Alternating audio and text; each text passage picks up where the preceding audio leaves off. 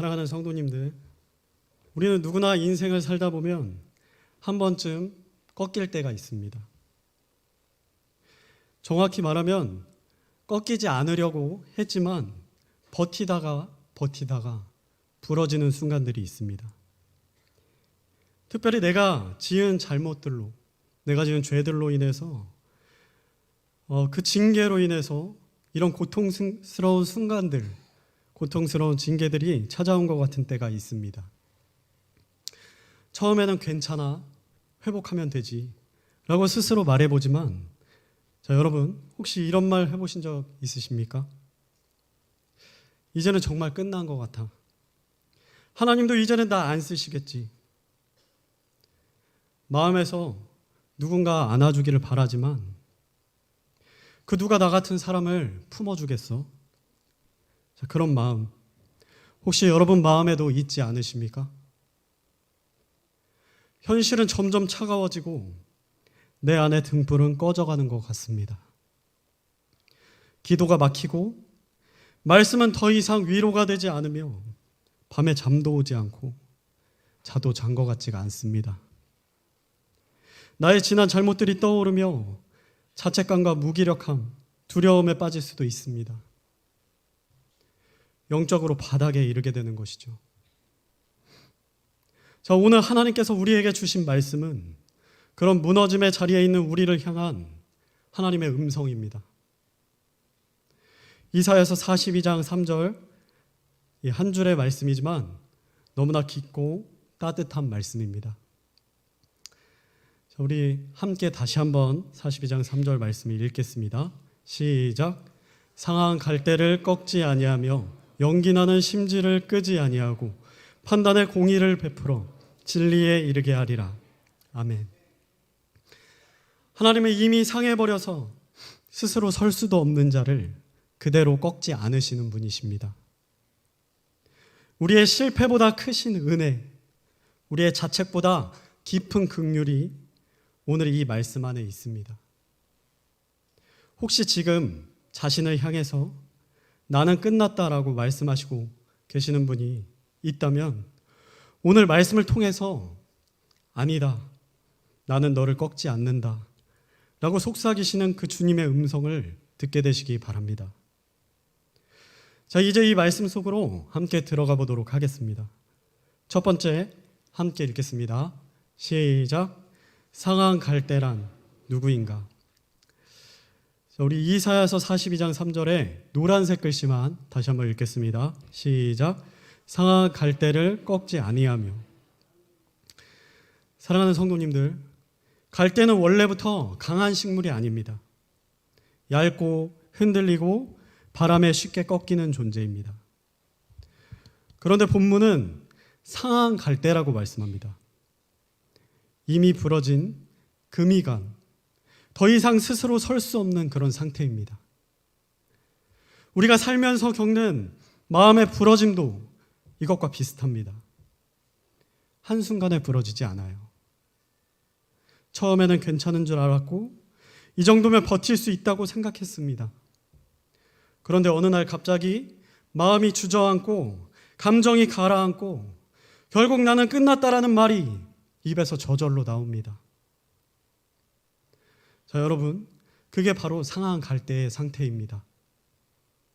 반복된 실패로 인해 나는 안 되는 사람이다 라고 믿게 되는 것, 죄를 짓고 나서 스스로 용서하지 못해서 하나님께서 나를 벌하시는 거야 라고 그렇게 여기는 사람, 관계의 상처와 외면 혹은 자기 실수 하나로 인생이 무너진 것 같은 그런 고통을 견디는 사람, 자, 이들은 다 상한 갈대인 것입니다. 자, 몸은 앉아있지만 마음은 부러진 상태입니다. 지금 회중 가운데 이런 고백을 속으로 삼키는 분이 있을지 모릅니다. 하나님이 이 고통을 주신 것은 내가 당연히 벌을 받아야 하기 때문이야. 나는 상한 것도 아니야. 이미 부서졌어. 내 마음도 관계도 영혼도 다 무너졌어. 이제는 기도할 자격도 없고 예배드리는 것도 부끄러워. 자, 여러분, 이런 마음을 품고 있다면 여러분은 지금 말씀 속에 그 상한 갈대의 자리에 있습니다. 하지만 성경은 그 상한 갈대에 대해서 하나님의 어떤 태도를 가지고 계신지 분명하게 보여주고 있습니다. 자, 그렇다면 그 상한 갈대를 하나님께서 어떻게 다루실까요? 자, 우리 두 번째 함께 고백합시다. 시작. 상한 갈대를 꺾지 않으십니다. 이사야서 42장 3절에 노란색 글씨 다시 읽겠습니다. 시작. 상한 갈대를 꺾지 아니하며. 아멘. 자, 여러분, 사람이라면 상한 것을 봤을 때 꺾고 싶어집니다. 다시 펴서 쓰기 힘들고 보기에 흉하고 다른 갈대의 모양을 흐트러뜨리게 만들기 때문입니다. 그래서 사람은 상한 것을 외면합니다. 말은 안 해도 속으로 판단합니다. 쟤는 끝났어. 왜 아직도 저러고 살아? 다시는 회복하지 못할 거야. 자, 심지어 우리 자신조차도 그렇게 자신을 말하고 판단합니다. 그런데 여러분, 하나님은 다르십니다. 하나님은 이미 부러진 줄 아는 그 영혼을 절대 꺾지 않으십니다. 이미 자기를 정죄하고 있는 그 마음을 그대로 품으시고 만져주십니다. 왜 꺾지 않으실까요? 단 하나의 이유 때문입니다. 그분께서 사랑이시기 때문입니다. 이사야서 42장은 단순히 괜찮다고 위로하는 그런 말씀이 아닙니다. 이 말씀은 바로 예수 그리스도에 대한 예언입니다. 상한 자를 일으키기 위해 이 땅에 오신 하나님의 종, 우리의 메시아에 대한 약속의 말씀입니다. 하나님께서는 오래전부터 이 종을 통해서 상한 자, 꺼져가는 자를 회복시킬 것을 약속하셨습니다. 그러므로 오늘 우리가 이 말씀을 듣는 것은 단지 위로가 아니라 하나님의 구원 계획 안에 참여하게 되는 은혜의 순간인 것입니다. 여러분, 예수님은 어떤 분이십니까? 가늠하다가 잡힌 여인을 정죄하지 않으시고 나도 너를 정죄하지 않는다고 하신 그분.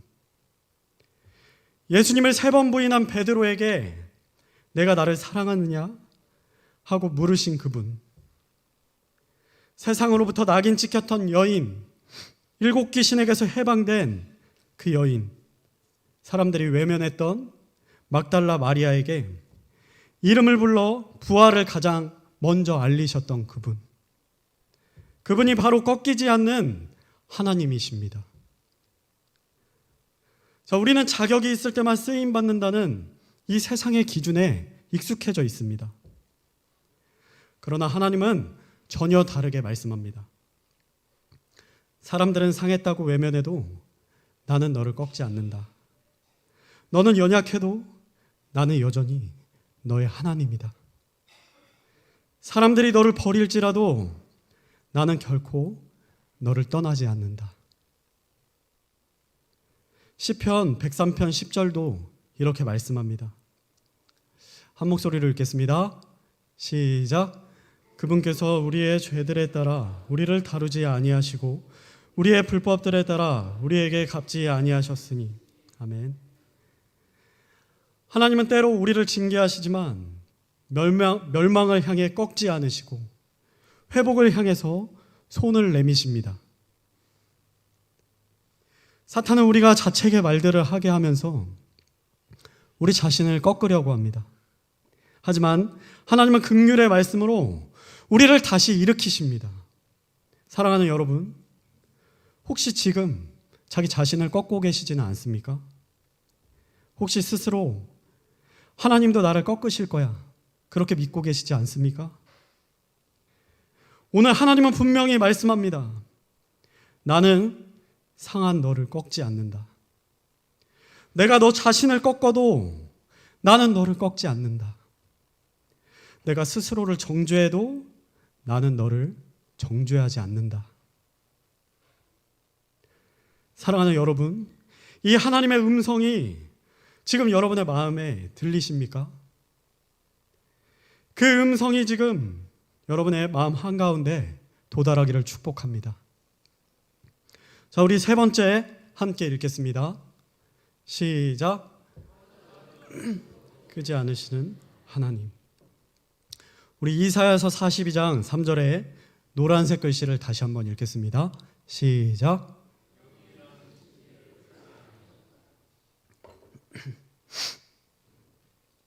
갈대는 부러진 상태라면 등불은 꺼져가는 상태입니다.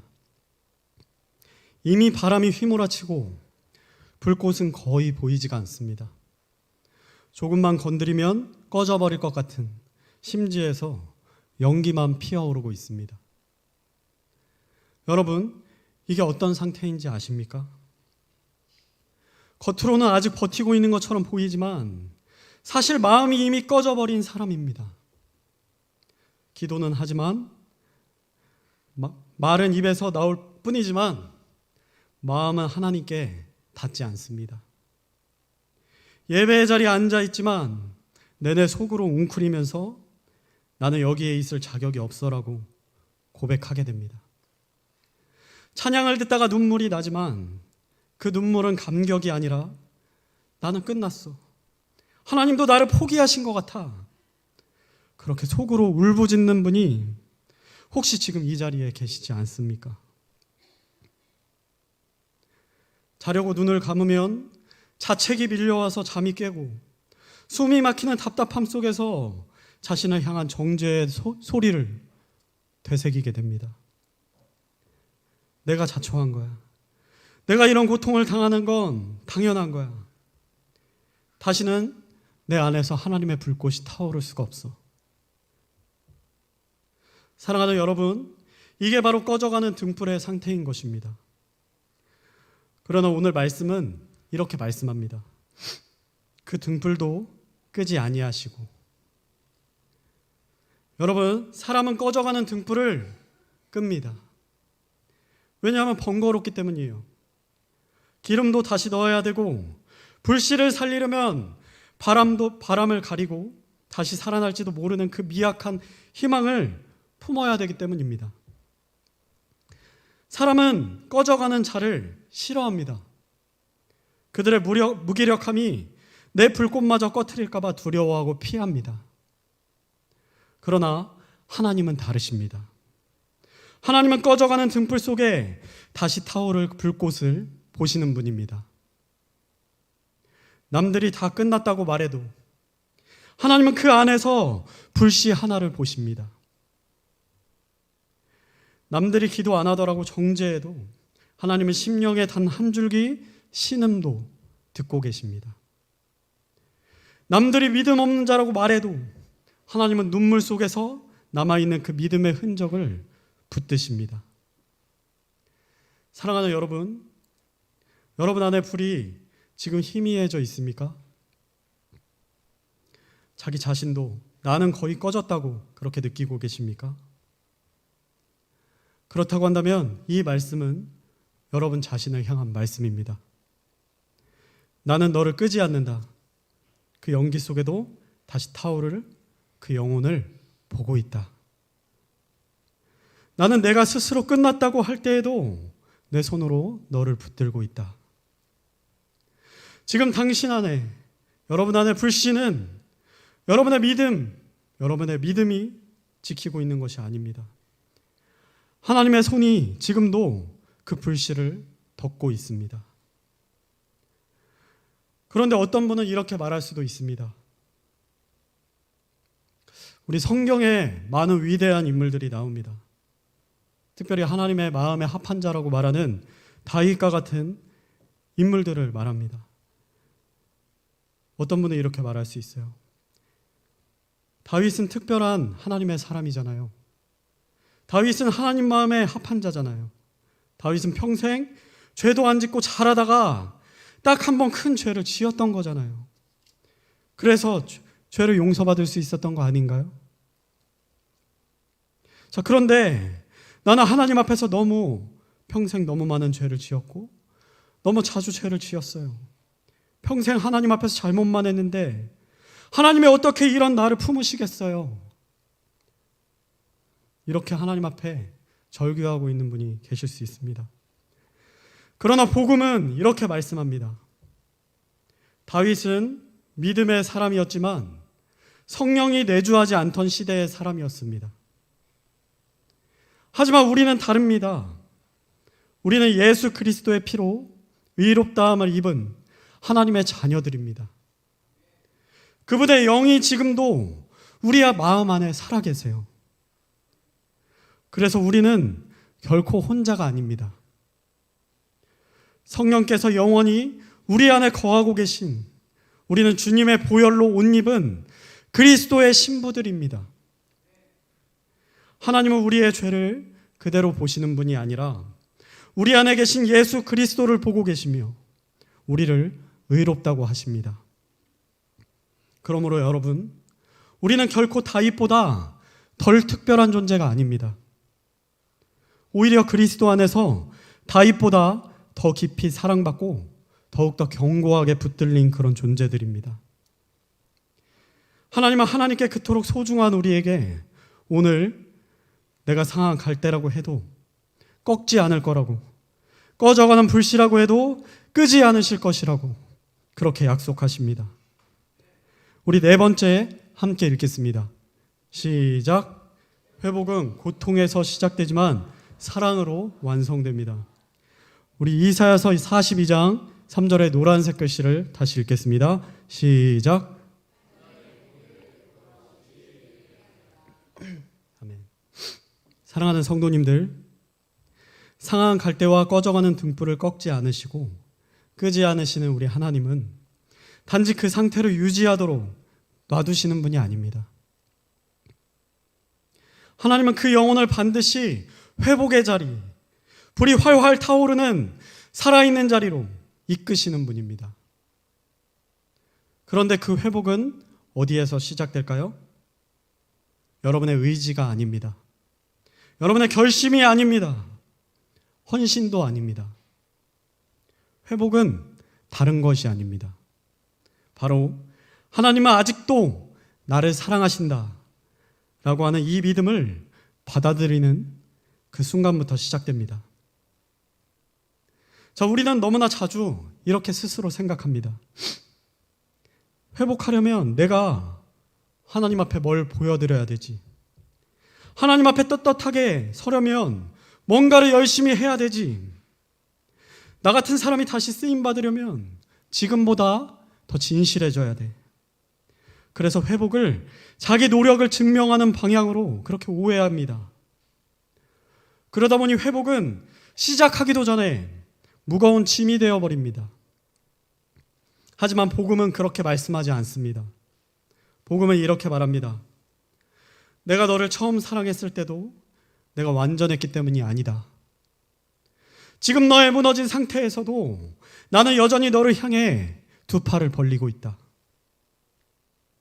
회복은 너의 힘으로 올라오는 것이 아니라 나의 사랑을 믿고 기대는 그 순간부터 시작된다. 시편 51편에서 다윗도 그 사실을 알고 있습니다. 그는 자신의 죄를 회개한 후에 이렇게 고백합니다. 우슬초로 나를 정결하게 하옵소서. 내가 정하리이다. 내게 즐거움과 기쁨을 회복시켜 주시고 주의 구원의 즐거움을 내게 회복시켜 주옵소서. 정결도 회복도 기쁨도 하나님이 주셔야만 가능한 것입니다. 그리고 그 중심에 있는 것은 사랑의 회복입니다. 사랑하는 형제 자매 여러분, 혹시 지금 회복을 내가 감당해야 할 무거운 짐처럼 그렇게 느끼고 있다면 그 생각부터 꺾어버리십시오. 회복은 짐이 아닙니다. 회복은 하나님이 우리를 꺾지 않으신다는 이 사실을 받아들이는 그 순간부터 시작됩니다. 나는 아직도 하나님의 사랑을 받는 자다. 하나님은 나를 절대 꺾지 않으신다. 하나님은 지금 이 순간도 나를 품고 계신다. 이 믿음이 성령 깊은 곳에서 일어날 때 꺼졌던 불씨는 다시 타오르고 무너졌던 마음이 다시 일어서게 되며 다쳤던 입술은 다시 찬송하게 되는 것입니다. 그러므로 성도님들, 회복은 고통 속에서 시작되지만 사랑을 받아들이는 데서 완성된다는 그 사실을 꼭 기억하시기 바랍니다. 지금 주님의 사랑 앞에 그 모든 자책들을 다 내려놓으시기 바랍니다. 회복은 지금부터 시작됩니다. 말씀의 결론입니다. 사랑하는 성도님들, 오늘 우리는 하나님께서 상한 갈대를 꺾지 않으시고 꺼져가는 등불도 끄지 않으시는 분이라는 이 말씀을 함께 나누었습니다. 이 말씀은 모든 것이 형통하고 잘 나가고 있는 사람들을 위한 말씀이 아닙니다.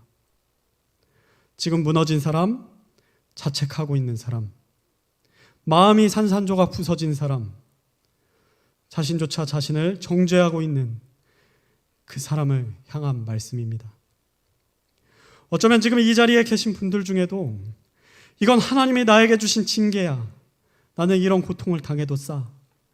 하나님도 이제 나를 사랑하지 않으실 거야. 이런 마음을 숨기고 있는 분이 있을지 모르겠습니다. 하지만 주님은 말씀합니다. 아니다. 나는 절대 너를 꺾지 않는다. 나는 너를 지금도 사랑한다. 너는 아직 끝난 게 아니다. 나는 반드시 너를 다시 회복시킬 것이다. 그 사랑이 지금 여러분들의 마음에 도달하고 계십니까? 말씀을 듣는 이 순간 이미 여러분의 마음 한구석에서 작은 불씨가 살아나고 있다면 그것은 여러분의 의지가 아니라 하나님의 손이 여러분 안에 등불을 지키고 계시다는 증거입니다. 복음은 우리에게 이렇게 말씀합니다. 내가 나를 놓아도 나는 너를 놓지 않았다. 내가 너를 정죄해도 나는 여전히 너를 안고 있다. 너는 사랑받는 내 자녀이다. 나는 너를 반드시 다시 세울 것이다. 사랑하는 여러분, 회복은 바로 지금부터입니다. 지금이 바로 회복의 시간입니다. 지금이 바로 은혜의 시간입니다. 지금이 주님의 품으로 다시 돌아갈 시간입니다. 여러분의 의지로 다시 일어서려고 하기 전에 하나님의 사랑을 먼저 믿으시기 바랍니다.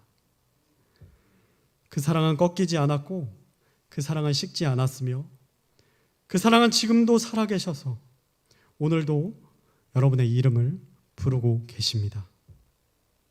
오늘 이 말씀 앞에서 다시 주님의 품으로 걸어가십시오. 자책도 내려놓고 과거도 내려놓고 상한 마음을 그대로 들고 그분 앞에 엎드리십시오. 하나님은 지금도 당신을 꺾지 않으십니다. 이제는 여러분이 그분의 품으로 돌아가야 될 시간입니다. 지금이 바로 회복이 시작되는 은혜의 순간입니다. 자, 우리 오늘 말씀을 마무리하면서 우리 다 같이 이 찬양을 고백하고 하면서 다시 주님의 품으로 걸어가는 시간 되었으면 좋겠습니다. 우리 찬송가 405장 나 같은 죄인 살리신 함께 마음을 다해서 찬양하겠습니다.